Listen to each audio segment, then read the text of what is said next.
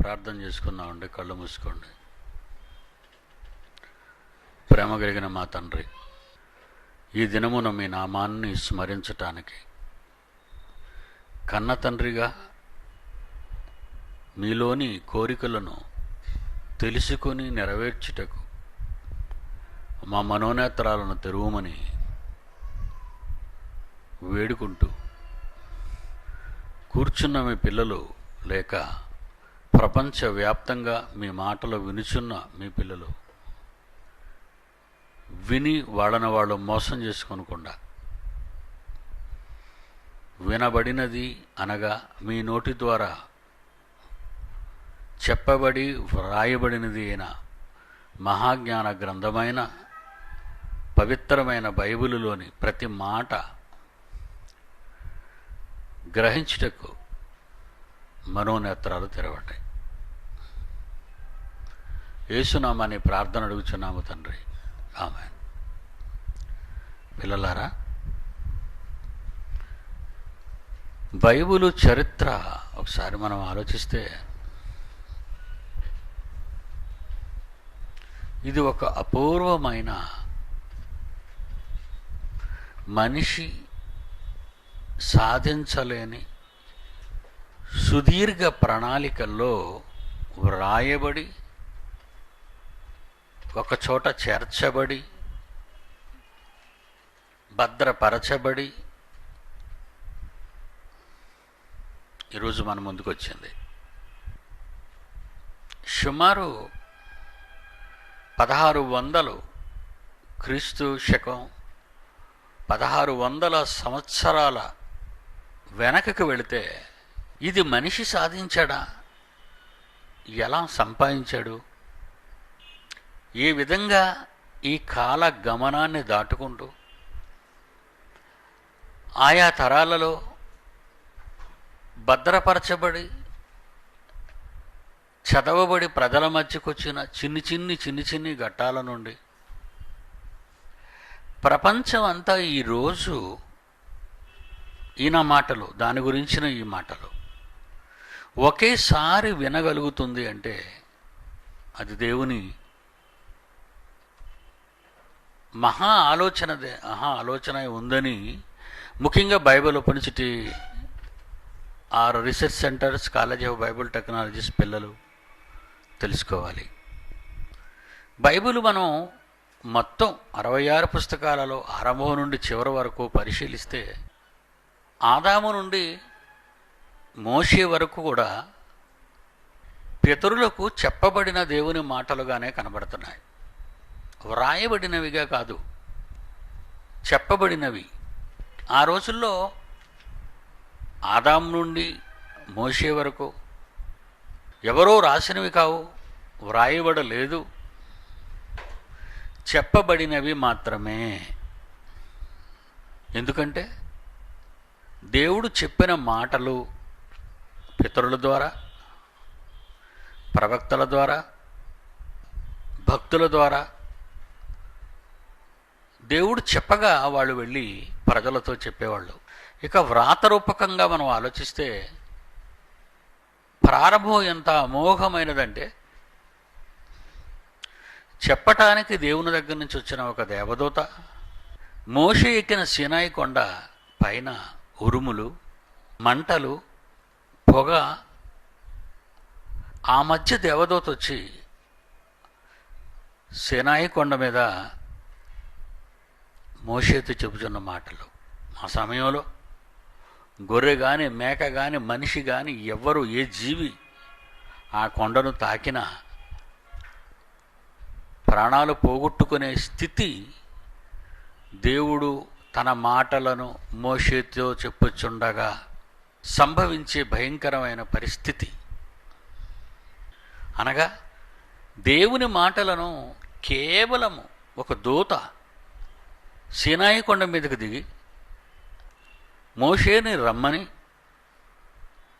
ఆ మాట్లాడుతున్న మాటలు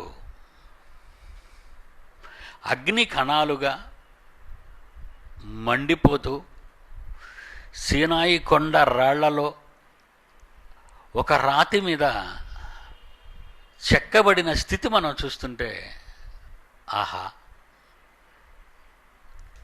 ఎందరో శిల్పులు రాళ్లను మరచి బొమ్మలుగా చేశారు. దేవుని పిల్లలారా, దేవుడే తన మాటలను శిలలపై అక్షరాలుగా చిత్రీకరించాడు అంటే, చెక్కగలిగాడు అంటే శిలాక్షరాలు అని అర్థం. వాటిపై దేవుని మాటలు శిలాక్షరాలు. వానకు, ఎండకు, తుఫానుకు చెరిగిపోనివి, కరిగిపోనివి, నేటి వరకు భద్రపరచబడినవి. జాగ్రత్తగా వినాలి. It is the original history of the Bible. బహుశా నా ఆలోచనల్లో, నాకున్న వయస్సును బట్టి, being I'm a senior citizen of India, ఏ పుస్తకం ఇలా రాయబడలేదని నేను తెలుసుకుంటున్నాను. ఏ పుస్తకం ఈ విధంగా రాయబడిందా అని ఆలోచిస్తే, ఏ పుస్తకం దేవుడు చెప్పగా నిప్పు కణాలుగా శిలల మీద చెక్కబడిన శిలాక్షరాలుగా మోషేకిచ్చిన పదాజ్ఞలు గల ధర్మశాస్త్రాన్ని మనం వ్రాత రూపకమైనదిగా చూడగలం. అలా ఆరంభమైన వ్రాత రూపముగా మార్చబడుతున్న దేవుని మాటలు క్రొత్త నిబంధన వచ్చేసరికి చర్మపు కాగితాలు, తోళ్ల మీద జంతువుల చర్మాలు ఒలిచి వాటిని ఎండబెట్టి శుభ్రపరచి ఆ చర్మపు కాగితాల మీద తన పిల్లల ద్వారా దేవుడు చెప్పగా వ్రాయబడినవిగా బైబిల్ పూర్తవుతుంది. శిలాక్షరాలుగా ఆరంభమైన ఈ వేదం, బైబిల్, దేవుని మాటలు, అన్నిటికంటే పవిత్రమైన ఈ మానవ జీవితానికి అవసరమైన దేవుని జీవపు మాటలు లేదా దేవుని మనస్సులోని కోరికలు మన పట్ల శిలాక్షరంలో నుండి చర్మపు కాగితాల వరకు కాలచక్రంలో రాయబడినట్టుగా మనకు కనబడుతుంది. జాగ్రత్తగా వినాలి. చదువు లేని వాళ్ళు ఆలోచించండి అంతే. చదువుకున్న వాళ్ళకి ఇది అర్థం అవుతుంది. బైబిల్ బేస్ మనం చూస్తే సీనాయి కొండ మీద శిలాక్షరాలతో విజృంభించి తాకితే ఏ జీవైనా చచ్చిపోతుంది ఆ క్షణాన్నన్న భయానకమైన వాతావరణంలో మోషేకిచ్చిన రాతి పలకలు అలా వ్రాయబడుతూ వ్రాయబడుతూ వ్రాయబడుతూ క్రొత్త నిబంధనకు వచ్చేసరికి ముగింపు కాలానికి చర్మపు కాగితాల మీద వ్రాసే పరిస్థితి ఏర్పడింది. వెరీ గుడ్, అంతవరకు బాగుంది. చర్మపు కాగితాలంటే మీరు పట్టుకున్న పుస్తకాలు లాంటి ఓ గ్రంథాలు, పెద్ద పెద్ద గ్రంథాలు అటువని మీరు అనుకుంటే పొరపాటండి. ఫర్ ఎగ్జాంపుల్, ఆదికాండంలో 1వ అధ్యాయంలో ఒక 4 వచనాలు రాయాలంటే చర్మపు తోలు మీద, ఒక గొర్రె చర్మం మీదో ఒక గోవు చర్మం మీదో ఆదికాండంలోని మొదటి 4 వచనాలు పెద్ద అక్షరాలతో వ్రాయాలి అంటే ఒక తోలు, ఒక జంతువు యొక్క తోలు సరిపోతుందంతే. బాగా వినాలి. ఇక్కడ కాండంలోని మొదటి 4 వచనాలు 1వ అధ్యాయంలో రాయాలంటే ఒక పెద్ద జంతువు చర్మం అవసరం. ఎందుకంటే ఏదో నిబ్బులు వచ్చాయి, బాల్ పాయింట్లు వచ్చాయి, ఈరోజు పెన్న నిబ్స్ వచ్చాయి, పాళీలు అంటారు. నేను చదువుకునేటప్పుడు బాల్ పెన్స్ లేవు, పాలీలు, పాలీ ఉండేది. అందులో నోబుల్ పాలీలు అంటే నోబుల్ పెన్ అన్న ప్రపంచంలో చాలా గొప్పది. ఆ పాలీలు ఇంకు పోసి ఒక చిన్ని గీత నుండి పారుతూ కిందకి, పాలి చిగురు భాగం సూదిగా మొనదేలుంటుంది కనుక అక్షరాలు జాగ్రత్తగా వ్రాయవలసి సిరాలో ముంచి లేదా లోన పోసి రాయాలి. ఇంక్. ఇది ఒక కాగితం మీద అధ్యాయం అంతా బహుశా రాసి వచ్చేమో అటు ఇటు పెద్ద కాగితం మీద. కానీ ఒక తోలు మీద రాయాలంటే 4 వచనాలకు తోలు అయిపోతుంది. అంటే ఒక అధ్యాయంలో ఎన్నెన్ని వచనాలు ఉంటాయో ఆదికాండం నుంచి ప్రకటన గ్రంథం వరకు 66 పుస్తకాలలోని అధ్యాయాలలోని వచనాలన్నీ వ్రాయాలి అంటే ఎన్నో వందల లారీల తోళ్ళు అవసరం. బాగా వినాలి.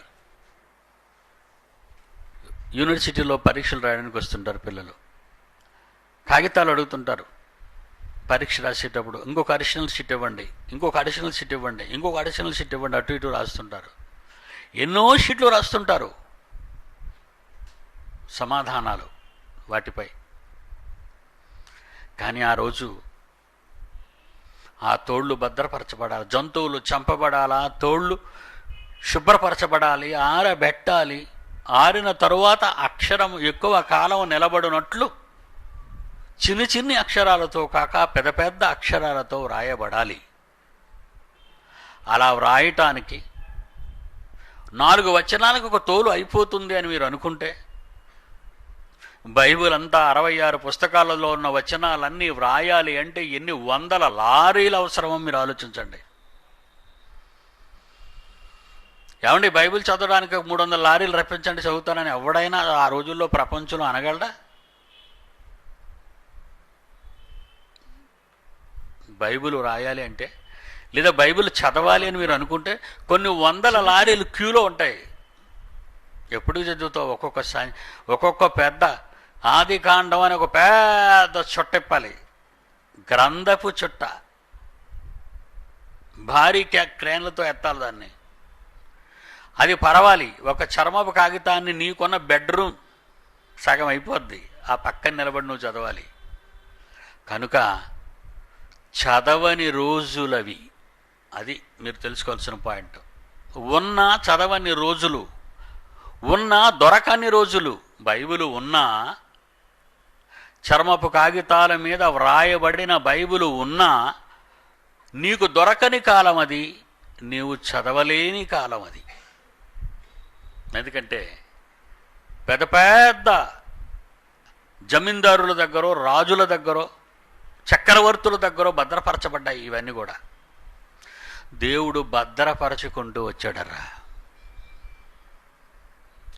ఒక బైబిల్ భద్రపరచండర్రా మీరు అనేది ఒక పుస్తకం ఇచ్చామనుకోండి, దాని మీద ఆడుకోవడానికి పిల్లలకి ఇస్తారండి ఈరోజు. మీరు గమనించండి, ఒక బైబిల్ని పిల్లాడు గొడవ చేస్తారని బైబిల్ పెన్ ఇస్తారు. ఏటి రాస్తారంటే కాగితాలు చింపేసి గీతలు పెడుతుంటాడు వాటి మీద. ఎంత తప్పు చేస్తున్నారో. అది నీ చేతికి రావడానికి ఎన్ని వందల సంవత్సరాల ప్రయాసం, ఎన్ని వేల మంది దానికి సహకారులై నిలిచి శ్రమపడితే అది నీ చేతికి వచ్చిందో అది నీకు అర్థం కాలేదు. ఒక్కొక్కడైతే నెలకొక బైబిల్ కొనుక్కుంటుంటాడు. అంటే చిరిగిపోయింది పాతది. అంటే దాని భయం లేదా? దాని గురించిన భయం లేదా?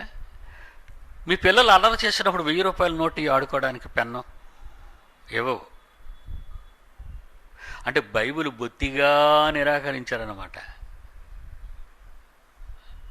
మీ పిల్లలు గొడవ చేస్తున్నప్పుడు నోట్ల కట్టియు ఏవో చిరిగిపోతే నీకు నష్టం. కానీ బైబిల్ ఇస్తావే, ఎంత దారుణం. చాలామందిని అబ్జర్వ్ చేస్తుంటానండి. పిల్లలు గొడవ చేసేటప్పుడు బైబిల్ ఇస్తారు, పెన్నులు ఇస్తారు, రాసుకో దాని మీద, చీచే పర్లేదు, ఏముంది, ఓ రకనే పంపుతున్నారు విదేశీయులు. ఈ బైబిల్ సొసైటీకి ఓ రకనే పంపుతున్నారండి చాలా దేశాల నుంచి. ఇండియాలో పంచమని ప్రపంచంలో ఉన్న అనేక సంస్థలు, క్రైస్తవ సంస్థలు పంపుతున్నాయండి భయంకరంగా బైబిల్ని. ఎందుకంటే ఆ దరిద్రులకు అర్థం లేదు బైబిల్లో ఏముందో. విదేశాల్లో ఉన్న దరిద్రులకు ఎవరికి అర్థం కాలేదు బైబిల్. ఇక మనకు పంపిస్తే మనమేం చేస్తాం? ఇంట్లో ఒక్కొక్కరికి 20 బైబిళ్ళు, పట్లు బట్టి, చెదలు బట్టి, పేపరు నాణ్యత తగ్గిపోయి చినిగిపోయే దశకు వస్తుంటాయండి ఇవి. ప్రియులరా, నీకు బైబిల్ చరిత్ర తెలీదు. శిలాక్షరాలతో ప్రారంభపడిన బైబిల్ చర్మపు కాగితాల మీదతో ముగిసిపోయింది రాతలో. ఆ రోజు చదవాలంటే మనలాంటి పేదవాడు చదవలేడు.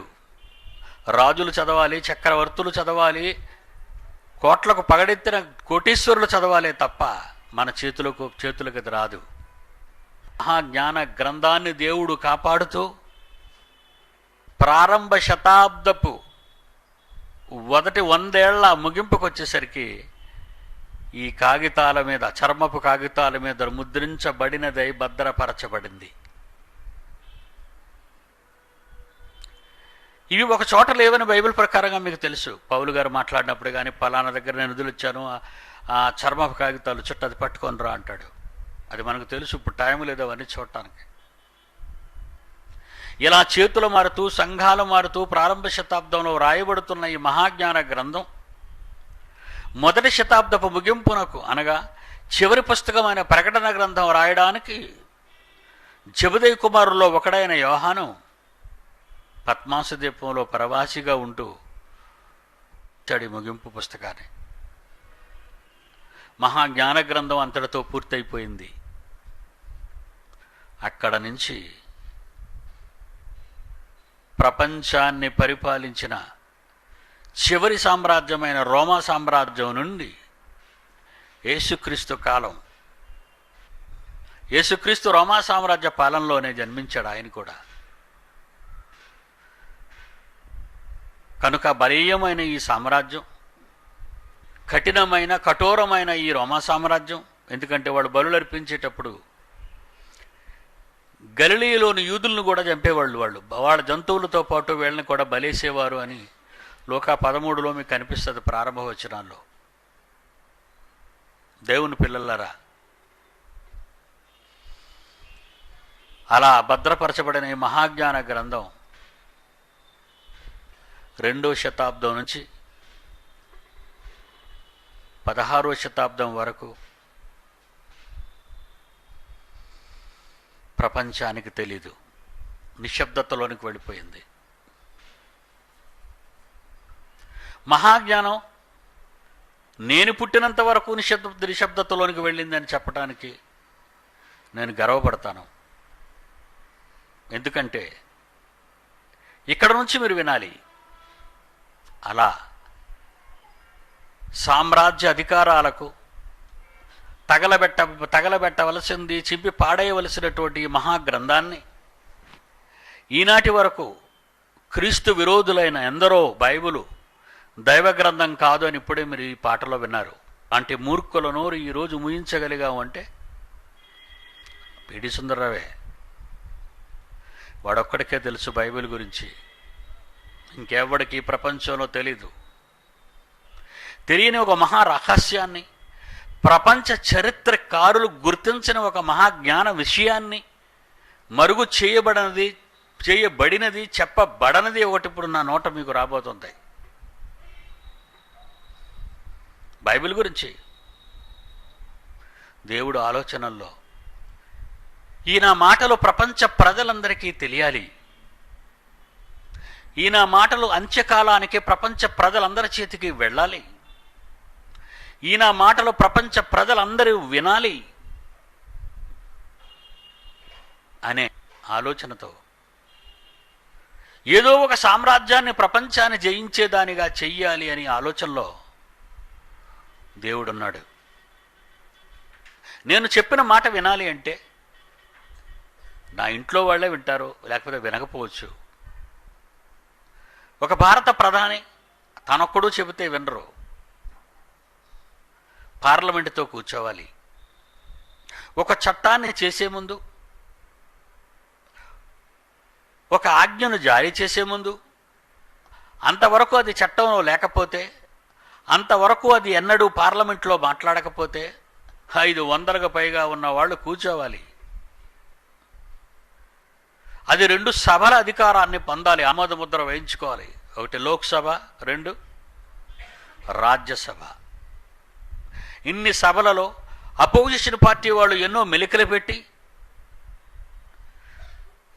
లేదంటే అపోజిషన్ పార్టీ వాళ్ళు లేవనెత్తిన ఒక విషయాన్ని అధికార పార్టీ వాళ్ళు అడ్డుపెడుతూ, మరి ఉదాహరణగా చెప్పాలంటే ఈరోజు మహిళలకు సమాన బిల్లు కావాలని, ప్రత్యేక తెలంగాణ రావాలని ఈరోజు ఈ రాష్ట్రంలో లేదా ఈ దేశాన్ని పరిపాలిస్తున్నటువంటి అధికార పార్టీలో జరిగిన ఎన్నో కుమ్ములాటలో పార్లమెంటుని, ఇటు అసెంబ్లీని దద్దరిల్లు చేస్తున్నాయి. అంటే ఒకటి ఆమోదం రావాలి అంటే, ప్రభుత్వం ఒకదాన్ని ఆమోదించాలి అంటే ఎంత క్లిష్టమైనదో మీరు ఆలోచించండి. ఎన్నో సంవత్సరాల పోరాటం అంటారు తెలంగాణవాదులు. ఎన్ని సంవత్సరాలు పాలించినా అంగీకరించని వారు మెజారిటీ ఉండకపోతే, ఈ ఉద్యమంలో ఎంతమంది చచ్చినా, ఎన్ని కోటాను కోట్ల రూపాయలు ఆస్తులు తగలబెట్టినా, నష్టపోయినా, ఆమోద ముద్ర, రాజముద్ర పడనిదే అమలులోనికి ఏది రాదు. ఒక దేశంలోనే ఇంత దారుణమైన పరిస్థితి ఒకటి ఆమోదానికి రావాలంటే ఎన్నో పదుల సంవత్సరాలు పడుతుంటే, ప్రపంచ దేశాలన్నిటిలోనూ ఆమోద ముద్ర పొందాలి అంటే ఎన్ని వేల వందల సంవత్సరాలు పడుతుందో ఆలోచించాలి మీ చిన్న మెదడుతో.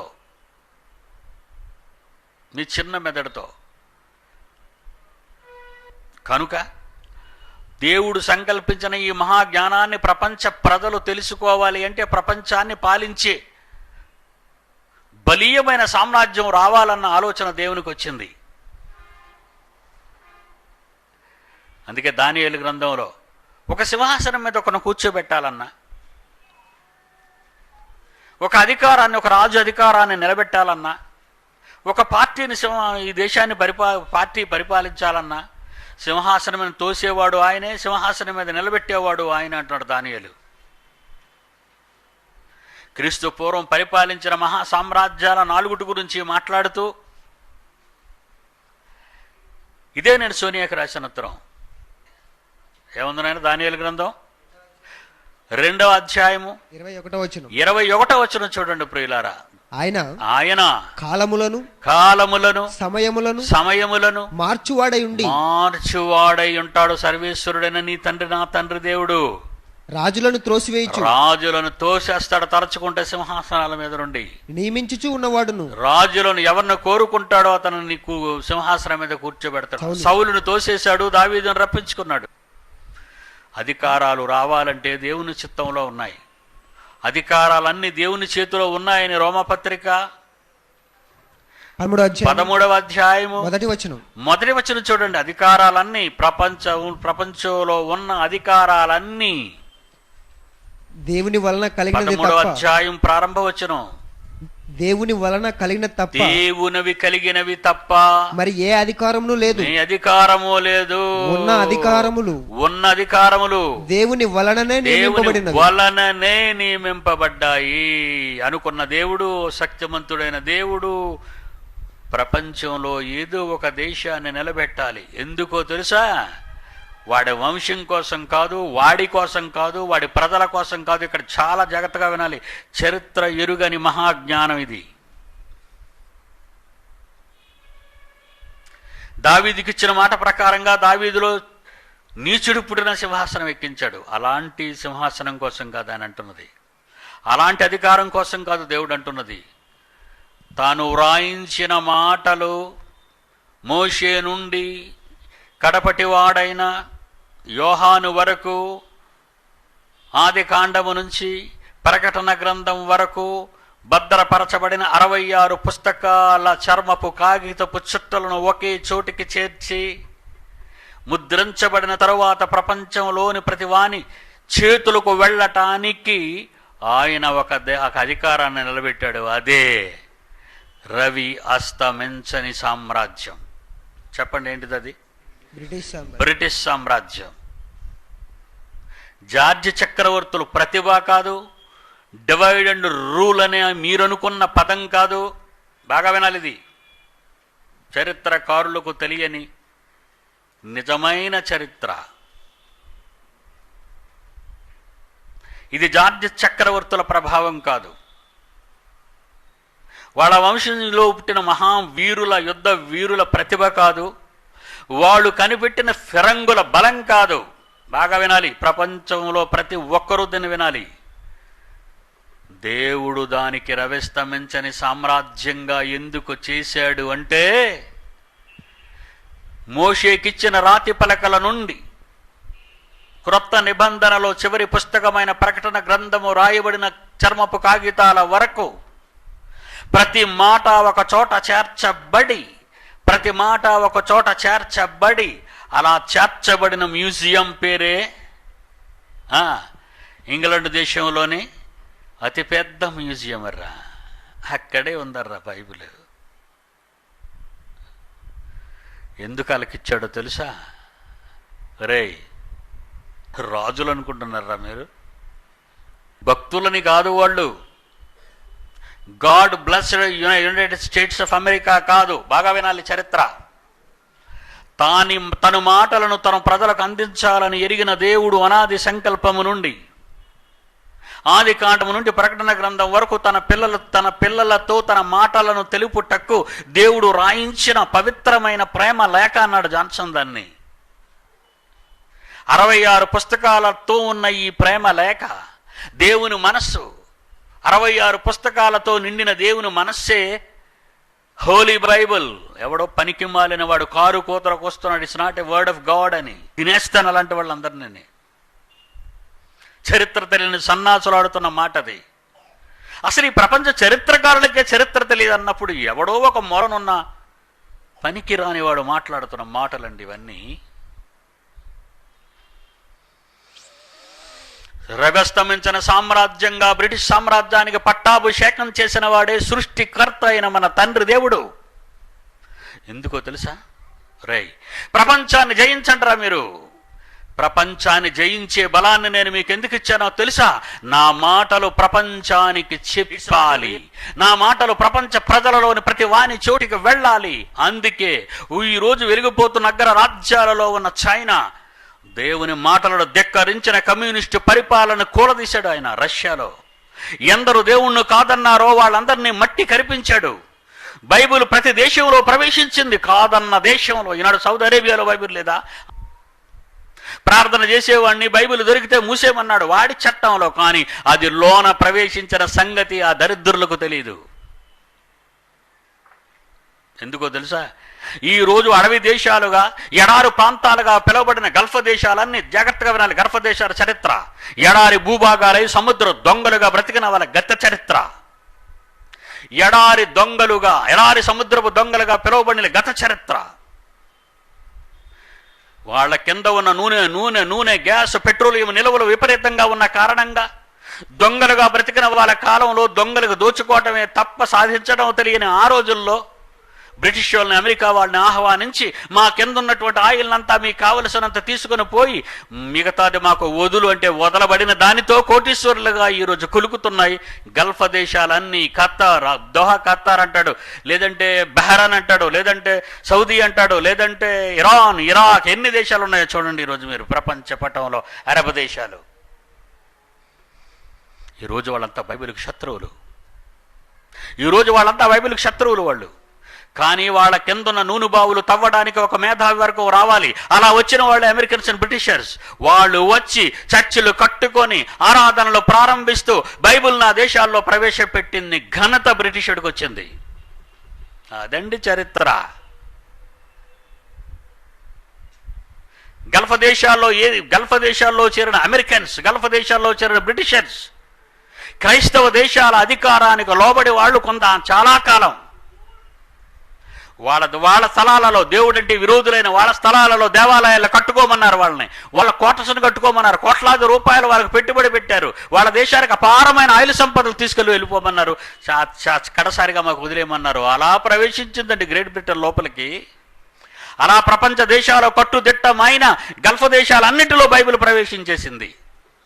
ఎవరి దయ వలన? బ్రిటిష్ ఫిరంగులు కావు, జార్జి ప్రభావితం కాదు, ఏమండి, గ్రేట్ బ్రిటన్ సర్వాధికారం కాదు, డివైడ్ అండ్ రూల్ పాలసీ కాదు. ఈ రోజు ప్రవేశించిన సామ్రాజ్యంలో ఒక పాకిస్తాన్ అమెరికా నుంచి, గ్రేట్ బ్రిటన్ నుంచి స్వాతంత్ర్యాన్ని పొందలేదా? చెప్పండి చరిత్ర. ఇప్పుడు ప్రపంచ పటంలో కనబడుతున్న ఆనాటికి రాజ్యాలైన స్వాతంత్ర్యం ఇచ్చింది గ్రేట్ బ్రిటన్. మర్చిపోకండి. ఈ ప్రపంచ దేశాలన్నీ బానిసలుగా బ్రిటిష్ వారి చేతిలో చిత్తుగా ఓడిపోయిన దేశాలు ఇవన్నీ. Even our India. 1947 ఆగస్టు 15 భారతదేశానికి స్వాతంత్ర్యం వచ్చింది అంటే ఎవరి నుండి? ఇంగ్లీషు వారి నుండి. అందుకే ఈరోజు భారతదేశ పట్టణంలో ఏ పట్టణంలో చూడండి క్రైస్తవ ప్రభావిత ప్రాంతాలు చాలా ఉంటాయి. ఒక విజయవాడ హార్ట్ ఆఫ్ ద సిటీలో ఉంది, ఒక గుంటూరు హార్ట్ ఆఫ్ ద సిటీలో ఉంది. మన స్టేట్ గురించే మాట్లాడుకుందాం. ఒక హైదరాబాద్ హార్ట్ ఆఫ్ ద సిటీలో ఉన్నాయి. ఈరోజు క్రైస్తవుల పేరట కట్టబడిన ఈ దేవాలయాలు, ఈ హాస్టల్స్, ఇవన్నీ మనం చూస్తుంటే బ్రిటిష్ వాళ్ళు చేసినదే ఇదంతా. ప్రపంచ దేశాలను రవిస్తమించిన సామ్రాజ్యంగా పిలువబడి ప్రపంచాన్ని జయించారు కనుక, అలాగూ స్వాతంత్ర్యం పొందారు కనుక వీళ్ళు స్వతంత్ర సంపత్తి గల దేశాలుగా వాళ్ళ నుండి స్వాతంత్ర్యాన్ని తీసుకొని వీళ్ళే పరిపాలించుకుంటున్నారు. కరెక్ట్, 100% చరిత్ర అది. అలా బ్రిటిష్ వాళ్ళు ప్రపంచ దేశాల్లో స్వాతంత్రం ప్రవేశించి పిమ్మట వాళ్ళు కోరిన ప్రకారంగా స్వాతంత్రం ఇచ్చారు. మరి ఈ రాజ్యాలన్నీ జయించి తిరిగి వాళ్ళకి ఇచ్చేశారేంటని మీరు అనుకుంటున్నారా? బైబిలు ప్రపంచ దేశాలలో వెళ్ళటానికే జయించే అధికారం వాళ్ళకి ఇచ్చాడు. బాగా వినాలి. బైబిలు ప్రపంచ దేశాలలోని ప్రతి ప్రాంతానికి వెళ్ళాలి అంటే వాళ్ళు ప్రపంచాన్ని జయించాలి. ప్రపంచాన్ని వాళ్ళు జయించారు కనుక వాళ్ళ ద్వారా బైబిల్ ప్రపంచ దేశాలలోనికి వెళ్ళిపోయింది. ఆ తరువాత వాళ్ళు సామ్రాజ్యవాదులుగా సార్వభౌమ అధికారంలో ఉండకుండా దేవుడు వాళ్ళను మళ్ళా వెనక్కి తోసేశాడు. ఏ దేశం ఆ స్వాతంత్రం తమ దేశం పొందింది.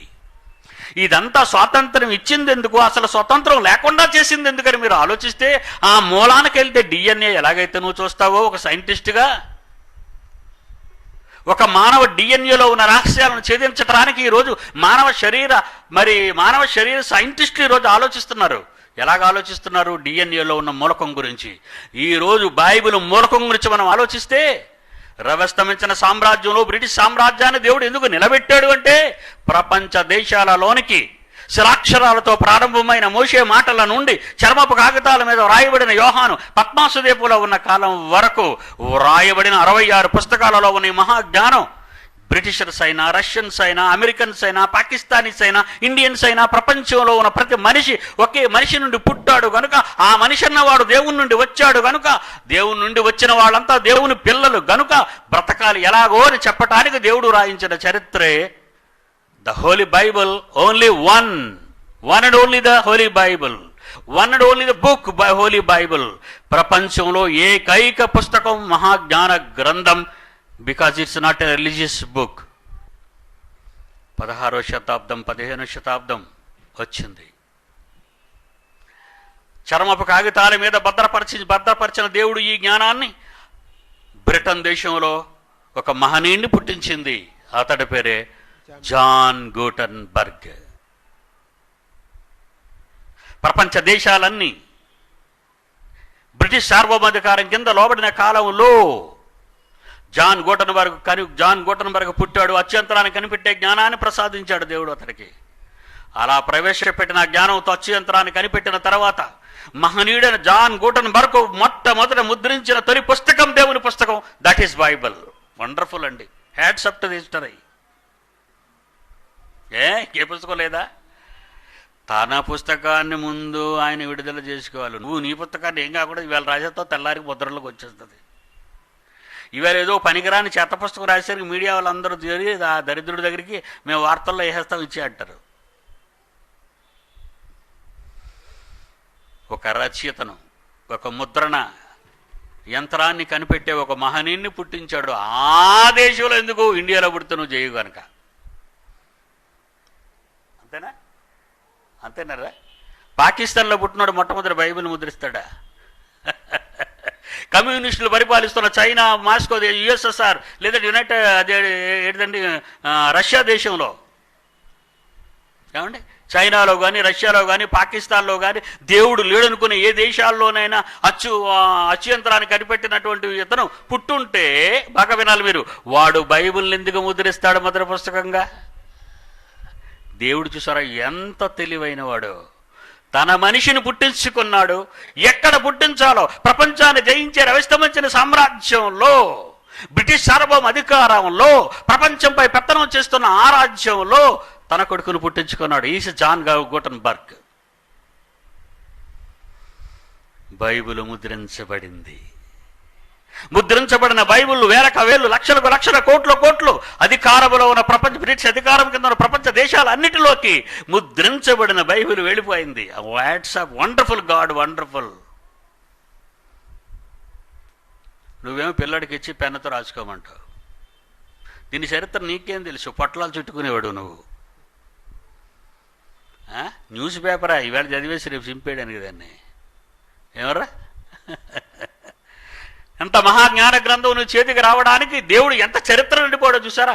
ఎన్ని సింహాసనాలు పడదోశాడు, ఎంతమంది రాజులను చక్రవర్తులను మట్టిలో కలిపాడు, ఎలాంటి వాళ్ళని కావలసిన వాళ్ళు సింహాసనం మీద కూర్చోబెట్టుకున్నాడు, అలాంటి వారికి ప్రపంచాన్ని అప్పగించాడు ఆయన. అదే బ్రిటిష్ సామ్రాజ్యం అయితే, అందులో పుట్టినవాడే ఇంగ్లాండ్ దేశస్థుడు జాన్ గూటన్బర్గ్ అయితే, అతను ముద్రించిన మొదటి పుస్తకమే బైబిల్ అయితే, దీని వెనుక దేవుని అధికారం లేదని మీరు అనగలరా ఎవరైనా? దీని వెనుక దేవుడు లేడని మీరు అనగలరా ఎవరైనా? ఎవ్వరు అనలేరు. ప్రపంచ చరిత్రలో ఉంటే తీసుకెళ్ళి తోలు తీసేస్తాడు. హస్సానేని గడికి చరిత్ర తెలుసా? ఫెడ్డా చరిత్ర తెలిసిన వాడు ప్రపంచ చరిత్రకారులో ఫెడా హస్సానే. ఎవడు చెప్పాడు వాడు చరిత్రకారుడని? Dirty fellow. కివి కష్టం అనేవాడు చరిత్రకారులా? ఎవడు చెప్పాడు? నోతువిచ్చా చరిత్రకారుడు ఎవడు చెప్పాడురా? నీ దేశం గురించి రాసుకుంటే నీకు చరిత్రకారుడు అయితే ప్రపంచానికే చరిత్రకారుడు అనుకుంటున్నావు నువ్వు? మహాచరిత్రకారుడు అనుకుంటున్నావు నువ్వు? ఆలోచించండి.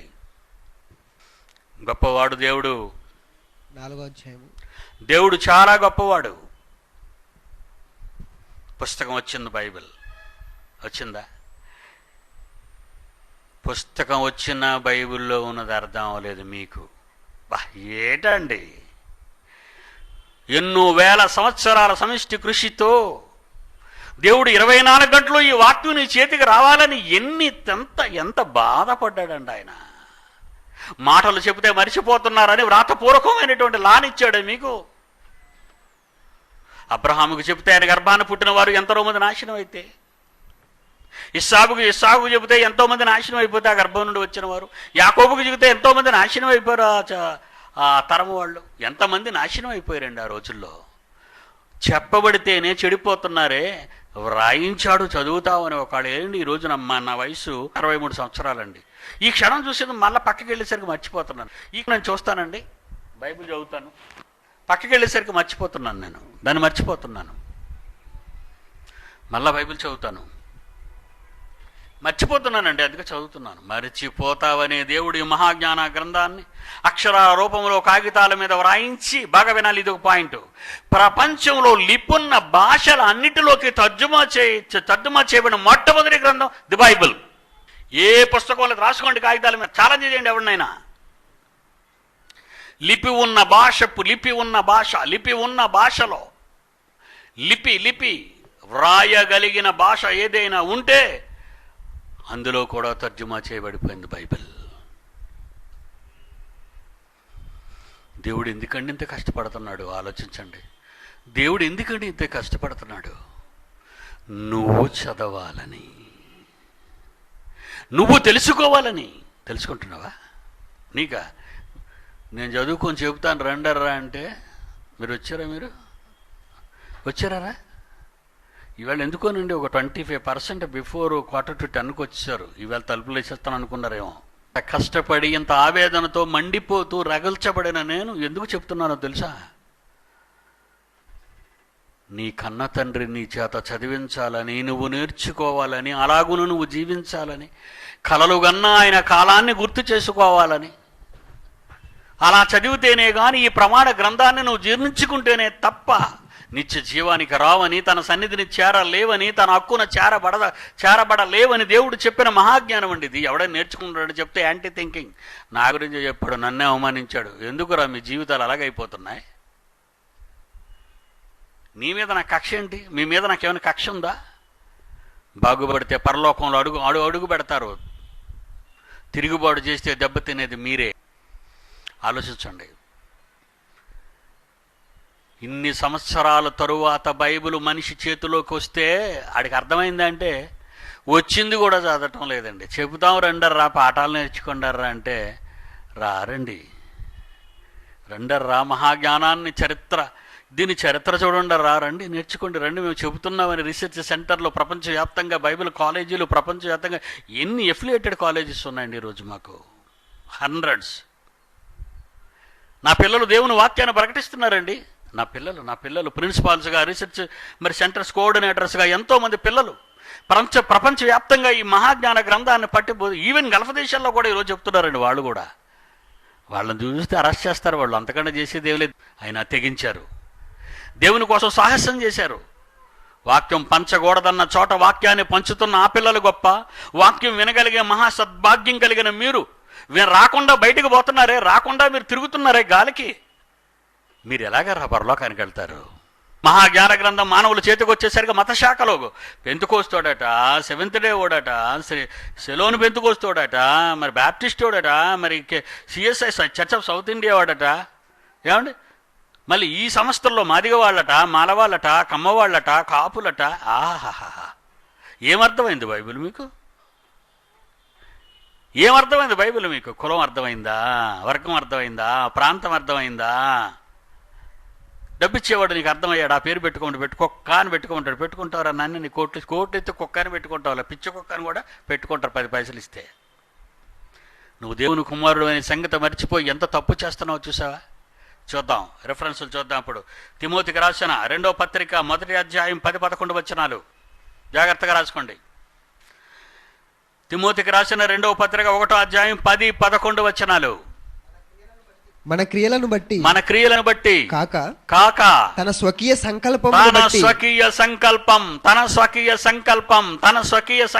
దేవుని స్వకీయ సంకల్పం అనాది కాలముననే క్రీస్తు యేసునందు మనకు అనుగ్రహింపబడినది అంటున్నాడండి మహానుభావుడు. ఓకే, తీతుకు రాసిన పత్రిక 1వ అధ్యాయం చివరి 4వ వచనంలో చివరి భాగాలు చదవండి. తీతుకు రాసిన పత్రిక 1వ అధ్యాయం 4వ వచనంలో చివరి పదాలు. ఇప్పుడు మన రక్షకుడైన దేవుని ఆజ్ఞ ప్రకారము నాకు అప్పగింపబడిన సువార్త ప్రకటన వలన అబ్బా, ఎలాగ అప్పగింపబడిందండి సువార్త ప్రకటన? ఏ మనుషుల ద్వారా, ఏ రాజ్యాల ద్వారా, ఏ సింహాసనాలను కూలదీసి, ఏ రాజ్యానికి సర్వాధికారం కట్టబట్టి, శిలాక్షరాల నుండి చర్మపు కాగితాల వరకు జాన్ గూటన్బర్గ్ వచ్చిన తర్వాత అత్యంతరమై ప్రపంచ మానవుల దగ్గరికి వచ్చిన ఈ మహాగ్రంథం ఎవరికి అర్థమైంది? అదేనండి యూనివర్సిటీ వాళ్ళకి ఇచ్చిన మొదటి క్వశ్చన్ శుక్రవారం. ఇది రాయని వాళ్ళంతా ఫెయిల్ అయిపోతారండి. ప్రపంచ చరిత్ర, ప్రపంచ శాస్త్రాలు చెప్పని మహాజ్ఞానాన్ని వాస్తవికతతో క్రోడీకరించి మీకు ప్రకటిస్తున్న మహాజ్ఞాన గ్రంథం. ఇందులో నువ్వు బైబిల్ ఓపెన్ సిటీలో పట్టభద్రుడు అయ్యావంటే పిడి సుందరరావు కనబడాలి, నీళ్ళ మెమ్మెమ్మెమ్మె అని కాదు. ఏమంటున్నాడండి? నాకు అప్పగింపబడిన సువార్త ప్రకటన వలన. తీతు పత్రిక 1వ అధ్యాయం 4వ వచనంలోని చివరి మాట, నాకు అప్పగింపబడిన సువార్త ప్రకటన వలన తన వాక్యమును యుక్త కాలముల యందు బయలుపరిచెను. తన వాక్యమును ఎప్పుడు? పిడి సుందరరావు. పౌలు పుట్టాలి, పౌలు తర్వాత పిడి సుందరరావు పుట్టాలి. ఏ కాలంలోనికి రావాలో ఆ కాలంలోనే వస్తుంది. అందరూ జాన్ గూటన్బర్గ్లా? అన్ని రాజ్యాలు రవిస్తమించిన సామ్రాజ్యాలేనా? రాతి మీద చెక్కబడినవని సినాయి గోడ మీద ఇచ్చిన మోషేకిచ్చిన లాలాంటిదేనా? చర్మాపు కాగితాల మీద రాసినవన్నీ, ఇతరులు రాసిన తోలు మీద రాసిన అక్షరాలన్నీ వాటితో సమానమా? తప్పురా, తప్పు. నువ్వు తప్పు చేస్తున్నావు. ఓకే, కొరింథీయులకు రాసిన 1వ పత్రిక 2వ అధ్యాయం 7వ వచనం. దేవుని పిల్లలారా, తరతరాలలో దాగి ఉన్న మహాజ్ఞానాన్ని బయటకు తీశానర్రా. రోమపత్రిక 16వ అధ్యాయం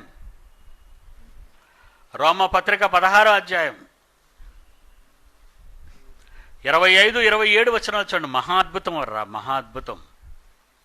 అనాది నుండి రహస్యముగా ఉంచబడి ఇప్పుడు ప్రత్యక్షపడిన మర్మం. అబ్బా, వండర్ఫుల్. చెప్పారు పాపం వాళ్ళు, మనకు అర్థం కాదు ఇది. ఎంతసేపు బెత్తెస్తా కోనేట్లో ముందు పడిన వాడెవడు? ఆడికే శుభ్రం స్వస్థత. ఈ కోనేరు ఎక్కడ, పడటం ఎప్పుడు, ఒకడికి స్వస్థ చేయడం పెట్టి నేను స్టేజ్ ఎక్కి అందరినీ స్వస్థపరిచేస్తానని అందరూ బయలుదేరిపోయారండి. ఈ సువార్తలకు అర్థం అవ్వలేదండి. వీళ్ళకి అర్థం అవ్వకపోయినా పరలోకానికి వెళ్ళి వచ్చేస్తున్నారు చాలామంది. అందులో ఈ పెంతుకొస్తు పుట్టిందండి, సర్వనాశనం అయిపోయిందండి బైబిల్ అంతా. దేవుని ఆలోచనలు అన్నీ డిస్టర్బ్ అయిపోయి పెంతుకొస్తులు వచ్చిన తర్వాత. మళ్ళా చదవండి రోమాపత్రిక అదే మాట. అనాది నుండి రహస్యముగా ఉంచబడి ఇప్పుడు ప్రత్యక్షపరచబడిన మర్మము నిత్య దేవుని ఆజ్ఞల ప్రకారము ప్రవక్తల లేఖనముల ద్వారా వారికి తెలుపబడి ఉన్నది. ఆ మర్మమును అనుసరించి ఉన్న నా సువార్త ప్రకారముగాను యేసుక్రీస్తు గూర్చిన ప్రకటన ప్రకారముగాను మిమ్మును స్థిరపరచుటకు శక్తిమంతుడు అద్వితీయ జ్ఞానవంతుడు ఆయన దేవునికి యేసుక్రీస్తు ద్వారా నిరంతరము మహిమ కలుగును గాక. థ్యాంక్స్ చెప్తున్నాడండి. దేవా, అనాది కాలము నుండి శిలాక్షరాలతో ప్రారంభమైన పితరులతో మాట్లాడిన దేవుడు అయిన నీవు మోషే నుండి శిలాక్షరాలతో ఆరంభమై క్రీస్తు శకం మొదటి 100 ఏళ్లలో పద్మాసు ద్వీపంలో ప్రవాసిగా ఉన్న యోహాను గారు వ్రాసిన ప్రకటన గ్రంథము వరకు మర్మముగా ఉన్న రహస్యం ఎవరైనా చెప్పారా అండి? బ్రిటిష్ సామ్రాజ్యం ఎందుకు అధికారంలోకి వచ్చిందో ఎవడైనా చెప్పాడండి? జాన్ గూటన్బర్గ్ ఆ దేశంలో పుట్టి అత్యంతరాన్ని ఎందుకు కనిపెట్టాడో ఎవరికైనా తెలుసా అండి? రహస్యం. ఏది రహస్యం? ఓడల మరి రహస్యమా? ఏదో తవ్వుతుంటే ఏదో దొరికితే రహస్యమా? వద్దురా, వద్దు. చిన్నవన్నీ ఎత్తుక్కుంటున్నావు. చీమ పంచదార చిన్ని కంటికి కనబడిన కణికి కొరకు అది పాపం ఏదో ఎత్తుక్కుంటుంది. దాని రహస్యం దాంది. అంతకంటే నీచంగా మారిపోయావు నువ్వు సాధించింది ఏముంది చరిత్రలో? నువ్వు సాధించింది ఏముందో చెప్పు. అందుకే అంటున్నాడు, అనాది నుండి రహస్యముగా ఉంచబడి ఇప్పుడు ప్రత్యక్షపరచబడిన మర్మం నిత్య దేవుని ఆజ్ఞల ప్రకారము ప్రవక్తల లేఖనముల ద్వారా వారికి తెలుపబడి ఉన్నది. That is right. అంతవరకు ఈ మర్మం అనుసరించి ఉన్న నూతన నిబంధన కాలములో నా సువార్త ప్రకారముగాను పౌలు రాయడం ప్రారంభించినప్పటి నుంచి యేసుక్రీస్తును గూర్చిన ప్రకటన ప్రకారముగాను మిమ్మును స్థిరపరచుటకు శక్తిమంతుడును అద్వితీయ జ్ఞానవంతుడునైన దేవునికి యేసుక్రీస్తు ద్వారా నిరంతరము మహిమ కలుగునగాక. దాచబడిన మర్మం మన చేతికి ఎందుకు వచ్చిందో చెప్తున్నాడండి ఆయన. వండర్ఫుల్ కదండి ఇది. కొలస్సీ పత్రిక రహస్యం. 1 కొరింథీ 2:7. కొరింథీయులకు రాసిన మొదటి పత్రిక 2వ అధ్యాయం 7వ వచనం. దేవుని జ్ఞానము మర్మమైనట్టుగా బోధించుచున్నాం. ఎవరికి అర్థం కాలేదు. ఈ జ్ఞానము ఒకప్పుడు మరుగై ప్రపంచ కాల చరిత్రలో ఎన్నో రాజ్యాధికారాలను దాటుకుంటూ బ్రిటిష్ సామ్రాజ్యం వరకు కనెక్ట్ చేయబడి ఇవన్నీ ఒక చోట కూర్చబడి భద్రపరచబడిన ఈ మర్మం జగదుత్పత్తికి ముందుగానే దీనిని దేవుడు మన మహిమ నిమిత్తం ఈరోజు పీడి సుందరరావు చెప్పాడు కనుక వాడు వన్ అండ్ ఓన్లీ విశ్వ విజ్ఞాన సార్వభౌముడు అని ఎందుకు అంటున్నారు ఈరోజు నన్ను? ఏనైనా 2:7 మన మహిమ నిమిత్తము. బైబిల్ ఓపెన్ సిటీ ఇంటర్నేషనల్ వారు ఈరోజు బోధిస్తున్న ఈ బోధనలకు మత శాఖలు దద్దరిల్లిపోతున్నాయి, సంస్థలు దద్దరిల్లిపోతున్నాయి, లోకజ్ఞానం దద్దరిల్లిపోతుంది. నా పిల్లలు చూస్తుంటే ప్రపంచవ్యాప్తంగా దద్దరిల్లిపోతున్నారు అందరూ. చదువునైనా మళ్ళా మాట 2వ అధ్యాయం 7వ వచనం 1 కొరింథీ పత్రిక. దేవుని జ్ఞానము మర్మమైనట్టుగా బోధించుచున్నాము. ఈ జ్ఞానం మరుగై ఉండెను. జ్ఞానము ఒకప్పుడు మరుగైంది. జగదుత్పత్తికి ముందుగానే దీనిని దేవుడు మన మహిమ నిమిత్తం నియమించెను. మహిమ నిమిత్తము. అది లోకాధికారులలో లోకాధికారుల్లో విశ్వవిజ్ఞానులు అనుకుంటున్నావు ఎవరినో, విశ్వ కవులు అంటున్నావు ఎవరెవరినో, ఏమండి చరిత్ర పురుషులు అంటున్నావు ఎవరెవరినో. వాళ్ళు కాదు, లోకాధికారులకు ఈ జ్ఞానం ఎవరికి తెలియదు కనుక ఈరోజు పీడి సుందరరావు సవాలు చేసి మాట్లాడుతున్నాడు ఎవడైనా రమ్మని. ఎందుకంటే అలా చరిత్ర పుటల్లో ఈ సంగతులు ఎవడు రాయలేదు. ఆ రోజు దేవుడు రాశాడు కనుక మనకు తెలిసింది. బైబిల్ చదివేవాడికి అది అర్థమవుతుందో తప్ప మత పుస్తకం అన్నవాడికి ఏమర్థం? ఏమండి 2వ అధ్యాయం 1వ వచనం. అదే పత్రిక కొరింథీయులకు రాసిన మొదటి పత్రిక 2వ అధ్యాయం 1వ వచనం. సహోదరులారా నేను మీ యొద్దకు వచ్చినప్పుడు వాక్చాతుర్యంతో గాని ఏదో ఓవర్ యాక్టింగ్ ఏం చేయలేదు, మాటల గారడి నేనేం చేయలేదు. జ్ఞానాతిశయముతో గాని లోకంలో ఈ జ్ఞాని నేను గొప్పగా చెప్పుకోవట్లేదు. దేవుని మర్మమును మీకు ప్రకటించుచు వచ్చిన వాడను కాను. ఈ లోక జ్ఞానాన్ని కలిపేసి నేను యేసుక్రీస్తు మత్తయి సువార్త 13వ అధ్యాయం 11వ వచనం. మత్తయి సువార్త 13వ అధ్యాయం 11వ వచనం. పరలోక రాజ్యములు మర్మములు ఎరుగుట మీకు అనుగ్రహింపబడి ఉన్నది గాని మీకే అనుగ్రహింపబడి ఉన్నది గాని వారికి వారికి, నా మాటలు వినని వారికి, మత శాఖలలో మగ్గుతున్న వారికి, నన్ను వ్యతిరేకించు వారికి, బైబిళ్ళు కాదన్న వారికి, నా మాటలు ఒప్పుకోని వారికి, వాళ్ళకి అది అర్థం కాదు. ఎవరికి అర్థం అవుతుంది అంటున్నాడు యేసుక్రీస్తు? మీకు పరలోక రాజ్య మర్మములు ఎరుగుట మీకు అనుగ్రహింపబడినది గాని ఇచ్చాను. పిడి సుందర్రావుకి ఇచ్చాను, ఆయన దగ్గర చదువుకుంటున్న పిల్లలందరికీ ఇస్తాను. వారికి అనుగ్రహింపబడినది. 4వ అధ్యాయం మొదటి వచనం, మొదటి కొరింథీయులకు రాసిన మొదటి పత్రిక 4వ అధ్యాయం మొదటి వచనం. ఈలాగున క్రీస్తు సేవకులమని దేవుని మర్మముల విషయములో గృహ నిర్వాహకులమనియు.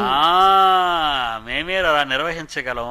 గృహాలను, ప్రపంచాన్ని నిర్వహించాలన్నా, ప్రపంచ రాజ్యాలను నిర్వహించాలన్నా, ప్రపంచాది నేతలను జాగ్రత్తగా నడిపించాలన్నా దేవుని ఆలయ నిర్వాహకులం మేము. ప్రతి మానవ దేహము దేవునికి ఆలయం అయితే ఆ ఆలయాన్ని నిర్వహించే మహాజ్ఞానాన్ని మేమే చెప్పగలం అంటున్నాడు పౌలు గారు. చూడండి, మళ్ళా చదువునైన మాట. క్రీస్తు సేవకులమని దేవుని మర్మముల విషయములో గృహ నిర్వాహకులమని. అసలైన సీక్రెట్స్ మాకే చెప్పాడు, నిర్వాహకులం గనక. ప్రతి మనుషుడు మమ్మను భావింపవలెను. ప్రతి మనుషుడు లోకంలో ఉన్న వాళ్ళందరూ, not only in India, not only in Andhra Pradesh, around the world, మమ్మల్ని తెలుసుకోండి అంటున్నాడు. చూడండి పౌలు. కొలస్సీ పత్రిక ఏనా తర్వాత 1 పేతురు 1వ అధ్యాయం 20-21 ముగించుకుందాం. 1 పేతురు 1వ అధ్యాయం, పేతురు రాసిన మొదటి పత్రిక 1వ అధ్యాయం 20-21. ఆయన జగత్తు పునాది వేయబడక మునిపే నియమింపబడను గాని నియమింపబడ్డాడు యేసుక్రీస్తు. తన్ను మృతుల్లో నుండి లేపిన తనకు మహిమనిచ్చిన దేవుని ఎడల తన ద్వారా విశ్వాసులైన మీ నిమిత్తము, తన నమ్మిన మీ ద్వారా కడవరి కాలములో యందు ఆయన ప్రత్యక్షపరచబడి. కాలం యేసుక్రీస్తు ప్రత్యక్షత, వాక్యమైన యేసు ప్రత్యక్షత.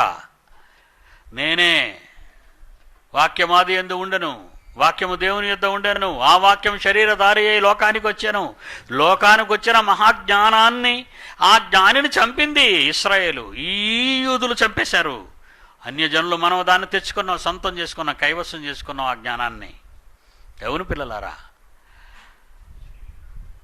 ఏ కాలాల్లో ఎవరి ద్వారా దేవుడు తన మహాజ్ఞానాన్ని ప్రపంచానికి తెలియని అమోఘమైన ఈ జ్ఞాన సంపదను మన కైవసం చేశాడు.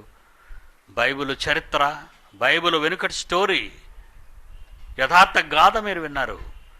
దీనిని మానవుల చేతుల మధ్యకు తేవటానికి ఎన్ని వందల చరిత్ర, ఒక దేశాన్ని సార్వభౌమాధికారంలో నిలబెట్టిన చరిత్ర, ఒక దేశంలో ఒక ముద్రణ యంత్రం కనిపెట్టిన శాస్త్రవేత్త చరిత్ర.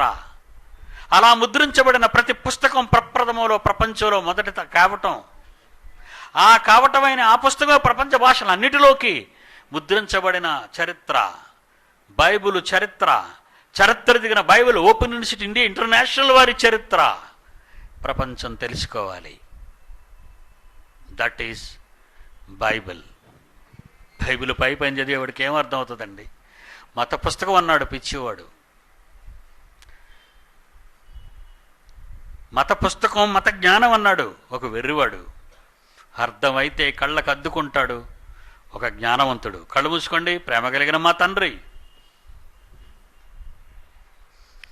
మీ పిల్లలకు మీ మాటలు వివరించాను.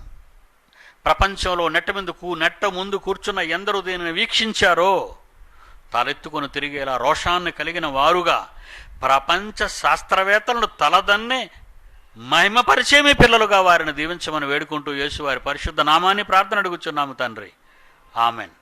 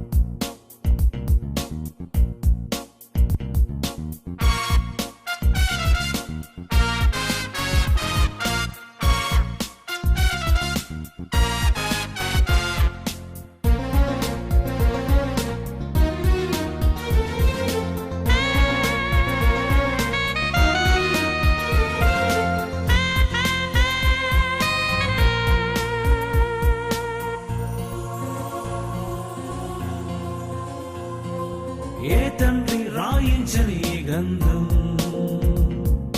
నీ దేవుడు నీ కొరకే దీనిని రాసెను. నీకు చెప్పాలని, తన మనసు తెలియాలని, నీకు చెప్పాలని, తన మనసు తెలియాలని, నీ తండ్రి నీ కొరకు రాసిన స్వర్గలేఖ, నీ తండ్రి నీ కొరకు రాసిన స్వర్గలేఖ. ఏ తండ్రి రాయించని ఈ గ్రంథం, నీ దేవుడు నీ కొరకే దీనిని రాసెను. నీకు చెప్పాలని, తన మనసు తెలియాలని, నీకు చెప్పాలని, తన మనసు తెలియాలని, నీ తండ్రి నీ కొరకు రాసిన స్వర్గలేఖ, నీ తండ్రి నీ కొరకు రాసిన స్వర్గలేఖ. బైబిల్ అను పదానికి బిబ్లియా అను గ్రీకు పదం మూలం. బైబిల్ అనగా పుస్తకాల సమూహం. వేర్వేరు వృత్తులకు, కాలాలకు, ప్రాంతాలకు చెందిన సుమారు 42 మంది ప్రవక్తలచే పరిశుద్ధాత్మ ప్రేరణతో వ్రాయబడిన ఒకే ఒక గ్రంథం బైబిల్. ఖచ్చితమైన పురావస్తు చారిత్రాత్మక ఆధారాలు ఉన్న శాస్త్రాతీత గ్రంథం బైబిల్. మహాత్ములకు మార్గదర్శక గ్రంథం బైబిల్. ముద్రణ యంత్రం ముద్రించిన తొలి గ్రంథం బైబిల్. ప్రవక్తలను పంపి, అపోస్తులను పంపి, ప్రేరణతో పరిశుద్ధాత్మ వ్రాయించెను. ప్రవక్తలను పంపి, అపోస్తులను పంపి, ప్రేరణిచ్చి పరిశుద్ధాత్మ వ్రాయించెను. రాసిన వారెవరైనా చెప్పినదంతా ఒకరే, రాసిన వారెవరైనా చెప్పినదంతా ఒకరే. అబద్ధాన్ని చేసుకోకు, ఆ దేవుని అనుమానించకు, అబద్ధాన్ని చేసుకోకు, ఆ దేవుని అనుమానించకు. ఏ తండ్రి రాయించని ఈ గ్రంథం, నీ దేవుడు నీ కొరకే దీనిని రాసెను. నీకు చెప్పాలని, తన మనసు తెలియాలని, నీకు చెప్పాలని, తన మనసు తెలియాలని, నీ తండ్రి నీ కొరకు రాసిన స్వర్గలేఖ, నీ తండ్రి నీ కొరకు రాసిన స్వర్గలేఖ. Bible also contains innumerable scientific errors. Bible is not the original word of God. Zakir Naik అయిన వాడు బైబిలులో నేను 1000 తప్పులు చూపిస్తాను అని ప్రతి చోట నోరు విప్పి మాట్లాడుతున్నాడు. బైబిల్ కోసం ఎవడు ఏ తప్పుడు కోత కూసినా వాడిని ప్రజల మధ్య నిలబెట్టి కడిగేయాలి. వాడిని ఎదుర్కోవడానికి చాలా మంది అంటున్నారు, పీడి సుందర్రావు గారిని పోటీ నిలబెట్టమని. ఆయన వరకు ఎందుకు? అహ్మద్ వాడు గురువునే మట్టి కనిపించిన వాడు. ఆయన వాడి శిష్యుడైన జకీర్ నాయక్ మేము చాలు, జైశాలి వరకు అవసరం లేదు. బైబిల్ గొప్పదని నిరూపిస్తాం. ఎక్కడైనా సరే భగవద్గీత జోలికి వెళ్ళం, రామాయణం జోలికి వెళ్ళం, ఖురాన్ జోలికి వెళ్ళం. బైబిల్ తప్పని ఎవడైనా నోరు పారేసుకుంటే విడిచిపెట్టాం. ప్రపంచానికి వినబడుతున్న పీడి సుందర్రావు సవాల్, బైబిల్ జోలికి రాకండి, వచ్చారో వణుకు పుట్టిస్తా వాళ్ళకి వణుకు. యేసును పంపించి తన ప్రేమను చూపి పరలోకం నీకివ్వాలని అర్పించెను. యేసును పంపించి తన ప్రేమను చూపి పరలోకం నీకివ్వాలని అర్పించెను. నువ్వు చేసిన పాపముకే ఆ యేసును అర్పించెను. నీ కోరిక తెలుసుకునే ఈ సృష్టిని కలిగించెను. ఇంత మంచి తండ్రి ఉంటే భూమి మీద నువ్వు చూపించు, ఇంత మంచి తండ్రి ఉంటే భూమి మీద నువ్వు చూపించు. ఏ తండ్రి రాయించని ఈ గ్రంథం, నీ దేవుడు నీ కొరకే దీనిని రాసెను. నీకు చెప్పాలని, తన మనసు తెలియాలని, నీకు చెప్పాలని, తన మనసు తెలియాలని, నీ తండ్రి నీ కొరకు రాసిన స్వర్గలేఖ, నీ తండ్రి నీ కొరకు రాసిన స్వర్గలేఖ, నీ తండ్రి నీ కొరకు రాసిన స్వర్గలేఖ, నీ తండ్రి నీ కొరకు రాసిన స్వర్గలేఖ.